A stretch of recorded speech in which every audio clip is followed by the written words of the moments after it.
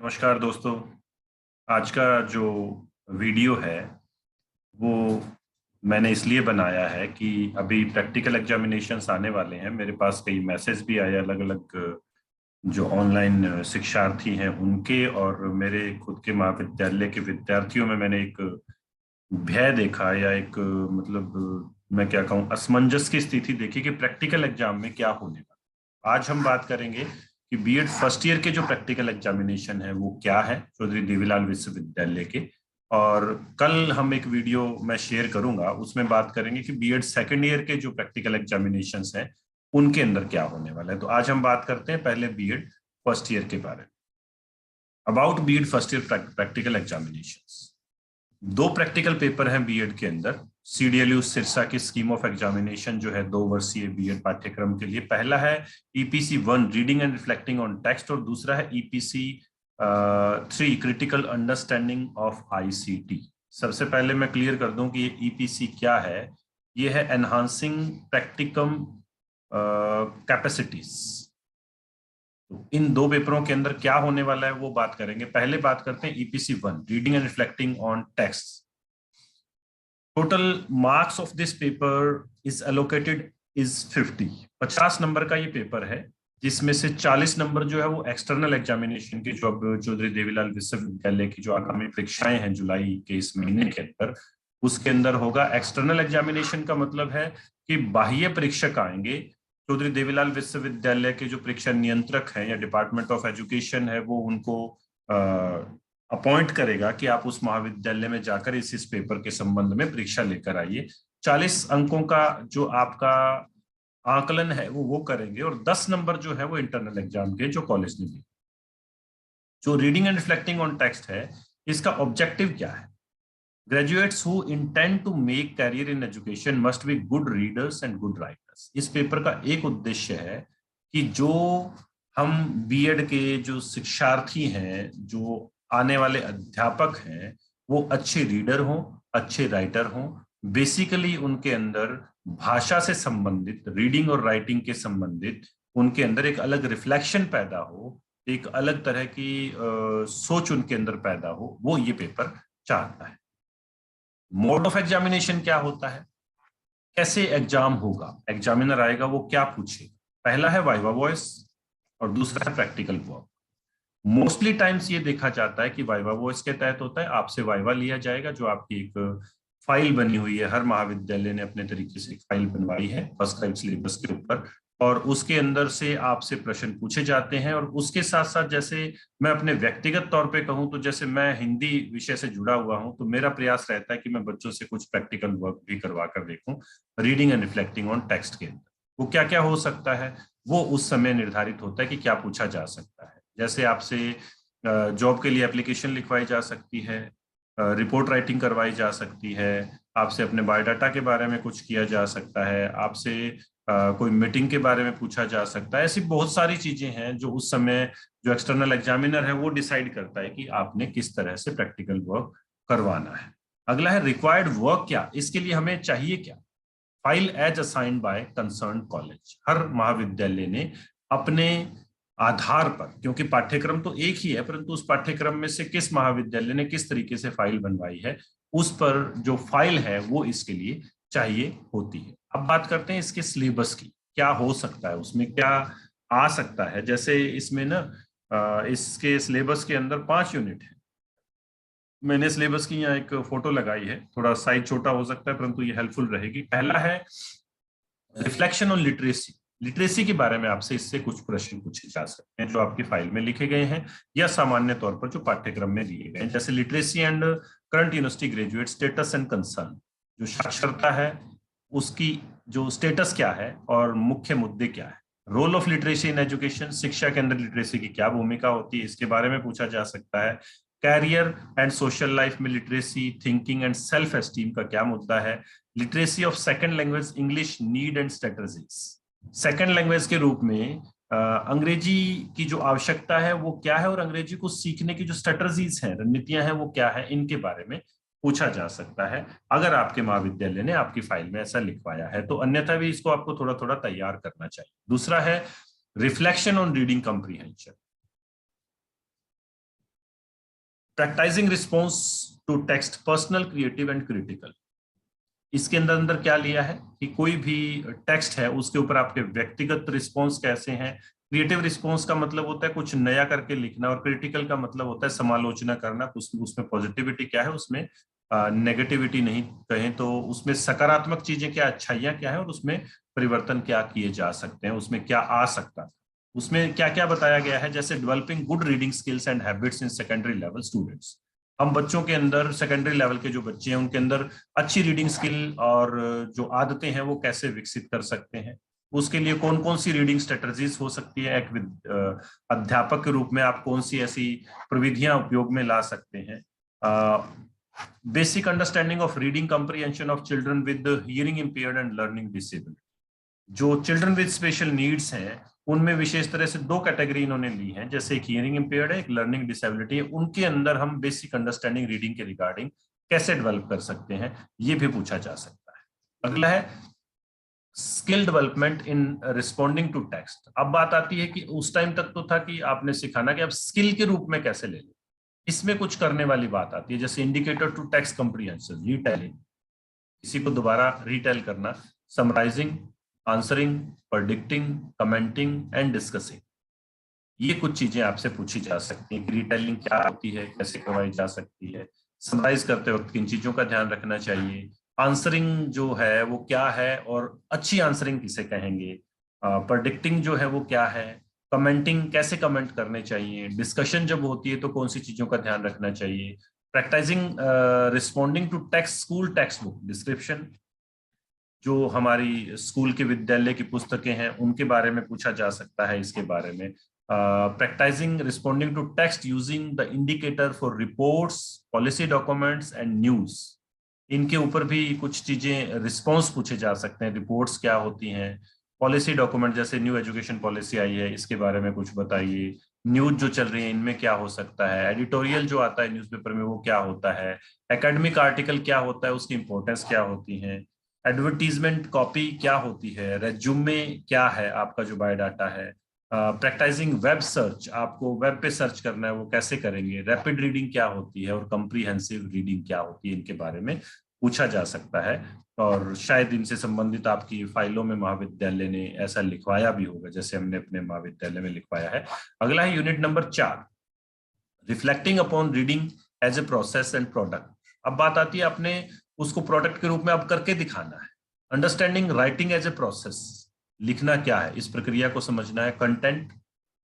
उसके बाद understanding writing as a process, language, grammar, vocabulary and spelling. अब यहाँ पर व्याकरण की बात भी आ रही है, शब्द भंडार की बात भी आ रही है, तो उसके साथ साथ जिसको हम कहते हैं कि स्पेलिंग जो है उसकी बात भी आ रही है।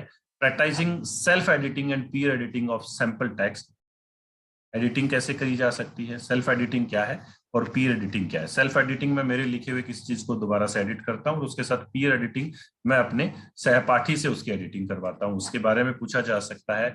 Sample text, practising evaluating students writing using parameters, productivity, correctness, complexity, इनके बारे में पूछा जा सकता है। Text organisation and literacy richness, text को ऑर्गेनाइज कैसे करना है और उसमें रिचनेस मतलब उसको हम और ज्यादा अच्छा कैसे बना सकते हैं, उनके ऊपर आपकी फाइल में जरूर कुछ दिया गया होगा, उससे संबंधित कुछ प्रश्न पूछे जा सकते हैं। अगला है last unit, practising reading, picture description, expansion of ideas, essay, stories, ये क्या होती हैं उसके बारे में बात हो सकती है। प्रैक्टिसिंग डेली राइटिंग, एप्लीकेशन कैसे लिखी जाती है, मिनट्स, एजेंडा कैसे लिखना है मीटिंग का, मिनट्स कैसे लिखने हैं, नोट टेकिंग कैसे करनी है। Practising converting written information into graphical representation, आपने कुछ रिटन चीज को ग्राफिक्स में ढालना है तो वो कैसे ढाला जा सकता है। Practising filling up surveys form, feedback response, checklist, reflection on the course from theory to practice to initiating process to improve self, अपने आप को सुधारने के लिए इन कार्यों पर कैसे कैसे काम किया जा सकता है। ये था हमारा पहला जो पेपर है EPC1 reading and reflecting on text. Take home message के रूप में मैं अगर कहूँ तो सबसे पहली बात है कि आपके महाविद्यालय ने जो फाइल बनवाई है उसको अच्छे तरीके से पढ़ें, उसमें से छोटे छोटे क्वेश्चन बनाएं और उनकी तैयारी करें। उसके साथ साथ कुछ चीजें जैसे लास्ट यूनिट के अंदर आया है, जैसे एप्लीकेशन लिखवाई जा सकती है, मैं कहूँ, मैं अगर प्रैक्टिकल लेने जाता हूँ तो मैं कह सकता हूँ कि किसी विद्यालय में जॉब के लिए एक एप्लीकेशन लिखी, एक मीटिंग आपने करनी है, as a head teacher agenda बनाइए, एक मीटिंग हुई है उसके मिनट्स बताइए, इस तरह की जो चीजें हैं, रिपोर्ट राइटिंग करनी है, इस तरह की जो चीजें हैं वो पूछी जा सकती हैं, तो उनकी तैयारी भी थोड़ी थोड़ी साथ में रखनी चाहिए। ये था पहला पेपर ईपीसी 1। अब बात करते हैं ईपीसी 3 की फर्स्ट ईयर का दूसरा paper, critical understanding of ICT, information communication technology. Same है, टोटल मार्क्स हैं 50, 40 मार्क्स का एक्सटर्नल है, 10 नंबर का इंटरनल है जो कॉलेज ने देने। एक्सटर्नल जो एक्सटर्नल एग्जामिनर आएंगे, आपकी परफॉर्मेंस कैसी रहती है उस पर डिपेंड करता है। ऑब्जेक्टिव क्या है इस पेपर का? Prepare ICT enabled graduates who demonstrate the use of ICT and it's integration in education. हम ऐसे ग्रेजुएट्स तैयार कर पाए जो आईसीटी का यूज करें और उसको शिक्षा से जोड़ सकें, मतलब कंप्यूटर और उसके यूजेस को बढ़ावा देने के लिए टीचर एजुकेशन। सॉरी, इसमें क्या आएगा उस पर बात करते हैं। ये पाठ्यक्रम है, सेम चीज रहेगी कि आपके महाविद्यालय ने एक फाइल बनवाई है, उसको आपने पढ़ना है, उसके अंदर क्या क्या आया है। जैसे पहला है एमएस विंडो। विंडो क्या होती है, विंडोज क्या है, ऑपरेटिंग सिस्टम क्या है, उसके कार्य क्या होते हैं, इंट्रोडक्शन ऑफ विंडोज, कौन कौन सी विंडोज आ चुकी हैं, एक बेसिक सा क्वेश्चन होता है, आपको पता होना चाहिए कि अब तक कौन कौन सी विंडोज आ चुकी। Using mouse and moving icon on the screen, mouse क्या होता है, कैसे यूज होता है, माई कंप्यूटर क्या है, रिसाइकिल बीन क्या है, टास्क बार क्या है, स्टार्ट मेन्यू क्या है, मेन्यू सिलेक्शन क्या है, एक एप्लीकेशन को कैसे चलाना है। इस तरह की जो बेसिक चीजें हैं वो आपने सीखनी है। कंप्यूटर पे बैठे थोड़ी देर ये सीखें, क्योंकि ये जो प्रैक्टिकल है वो बेसिकली कंप्यूटर की लैब में जो एग्जामिनर है वो लेते हैं और कंप्यूटर पे आपसे कुछ करवा के देखते हैं। Basic components of Windows, desktop, frame, title bar, menu bar, status bar, scroll बार, ये जो चीजें हैं इनके बारे में पूछा जा सकता है। Using right button of the mouse क्यों करते हैं, क्रिएशन ऑफ शॉर्टकट कैसे बनाया जाता है, बेसिक विंडो एसेसरीज, नोटपैड क्या है, पेंट क्या है, कैलकुलेटर क्या है, वर्ड पैड क्या है, यूजिंग क्लिपबोर्ड क्या है, इस तरह की चीजें। उसके बाद आता है एमएस ऑफिस की बात, जिसके अंदर एमएस वर्ड की बात आती है। Creating, saving, editing and formatting a document, ये आपको आना चाहिए। कैसे आपने एक एप्लीकेशन बनानी है, रेज्यूमे बनाना है, क्रिएट कैसे करना है, सेव कैसे करना है, सेव किया उसमें बदलाव कैसे करना है, फॉर्मेट, उसके अंदर आपने फॉन्ट कैसे बदल देना है, डिजाइन कैसे चेंज करने हैं, स्पेस कैसे देनी है, वो चीजें इसके अंदर आती है। Inserting word art, clip art, ये चीजें भी आपको एमएस वर्ड में आनी चाहिए। अगला है एमएस पावर पॉइंट, जैसे मैं अभी आपको पढ़ा रहा हूं जिसके द्वारा। Introduction to presentation graphics, slide बनती क्या है, स्लाइड शो क्या होता है, डिफरेंट स्लाइड्स के लेआउट्स क्या है, कैसे आप क्रिएट करेंगे, प्रेजेंट कैसे करना है, स्लाइड शो कैसे बनेगा, स्लाइड के अंदर आप कोई पिक्चर जो है वो कैसे इंसर्ट करेंगे, टेक्स्ट कैसे इंसर्ट करेंगे, जो हेडिंग है वो कैसे बनाएंगे, ये सारी चीजें। वाटरमार्क जैसे मैंने कॉर्नर पे डॉक्टर कृष्णकांत क्लासेस का लगा रखा है वो कैसे लगेगा, लेआउट कैसे चेंज करेंगे, इन चीजों को थोड़ा सा आपने करके देखना है। और अगर हो सके तो अपने टीचिंग सब्जेक्ट से संबंधित एक एक पीपीटी किसी भी टॉपिक पर बनाकर लेके आए, उसका एक अतिरिक्त प्रभाव जो है वो एग्जामिनर पर पड़ता है, और उसको दिखाएं भी चला करके मैंने ये पीपीटी बनाई।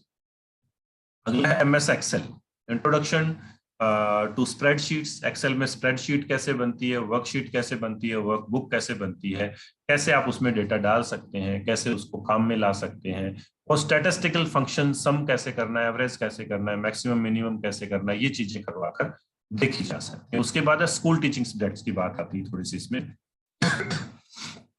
बेसिक्स ऑफ प्रेजेंटेशन की बात करता है, प्रेजेंटेशन और डॉक्यूमेंट में क्या डिफरेंस है, पावर पॉइंट को कैसे यूज करते हैं, पावर पॉइंट को कैसे खोलते हैं, प्रेजेंटेशन टाइटल कैसे डाला जाता है, टेक्स्ट को कैसे क्रिएट किया जाता है, फॉन्ट और साइज क्या है, बुलेट्स कैसे डाले जाते हैं, मूविंग टू नेक्स्ट स्लाइड कैसे होता है, प्रेपरेशन ऑफ स्लाइड्स में selection of the types of slide क्या है, important text from word documents जो है वो कैसे हैं। जैसे मैंने पीछे की स्लाइड पे दिखाया है, यहाँ पर 40 मार्क्स एक्सटर्नल मैंने अलग कलर से दिखा दिया इंपॉर्टेंस दिखाने के लिए, तो ये चीज हो सकती है। मूविंग टू नेक्स्ट स्लाइड क्या है, स्लाइड मैनेजर क्या है, एस्थेटिक्स कैसे, उसमें सुंदरता कैसे लेके आ सकते हैं, स्लाइड का डिजाइन क्या हो सकता है, बैकग्राउंड कैसे चेंज करना है, टेक्स्ट के कलर को कैसे चेंज करना है, स्लाइड को फॉर्मेट कैसे करना है, फुटनोट डालने हैं तो वो कैसे डालने हैं, स्लाइड की नंबरिंग कैसे डालनी है, डेट डाल सकते हैं तो कैसे डाल सकते हैं, ये जो चीजें हैं ये इसके अंतर्गत आ सकती हैं। अगला है मल्टीमीडिया की बात, जिसमें मल्टीमीडिया होता क्या है, hardware for multimedia computer, component of multimedia की बात आ सकती है, animation, digital audio, digital video, ये कुछ चीजें इसके अंदर पूछी जा सकती है। अगला है इंटरनेट। इंटरनेट क्या होता है, इंटरनेट पे सर्च कैसे किया जाता है, इंटरनेट एक्सप्लोरर क्या होता है, ब्राउजर क्या है, ये सारी चीजें आपसे इसके अंदर बेसिकली पूछी जा सकती है। और लास्ट पार्ट है जो आजकल आउटडेटेड हो गया, पहले था, handling available equipments, overhead projector, slide projector, tape recorder, epidiascope, TV and video cassette recorder और कैमरा। इनको टीचिंग एड के रूप में पुराने टाइम में लिया जाता था, परंतु जब से ये ऑनलाइन टीचिंग, खास करके कंप्यूटर आईसीटी का यूज और उसके साथ साथ स्मार्ट क्लासरूम का जब से यूज हुआ है, तो ये कुछ चीजें आउटडेटेड हो गई। फिर मैं कहूंगा टेक होम मैसेज के अंदर बेसिकली आपको कंप्यूटर के बारे में चीजें आनी चाहिए, उसके साथ साथ आपकी जो फाइल बनी है वो पूर्णतः उसको पढ़ें और एक पीपीटी बना लें तो बहुत अच्छा रहेगा, क्योंकि ये प्रैक्टिकल हो सकता है कि आपके लैब के अंदर बैठा कर लिया जाए। धन्यवाद। आशा करता हूं ये वीडियो आपके लिए लाभकारी सिद्ध हुआ होगा। धन्यवाद। शुभ दिन।